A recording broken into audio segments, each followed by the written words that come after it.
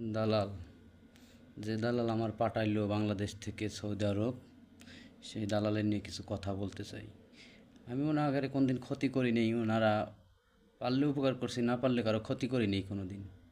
কিন্তু উনি আমার 2 বছরে আকামা দেওয়ার কথা কয়া, কোম্পানির বিষয়ের কথা কয়া সাপ্লাই কোম্পানিতে দিছে। অথচ আমার যে অবস্থা এখন বর্তমান, খুব দুঃখজনক একটা অবস্থা। তাই ওনার জন্যই তো আমি প্রতি শুক্রবারে আল্লাহর কাছে দোয়া করি, আমায় যেরকম বিপদে পড়ছি উনিও যিনি এরকম বিপদেই পড়ে।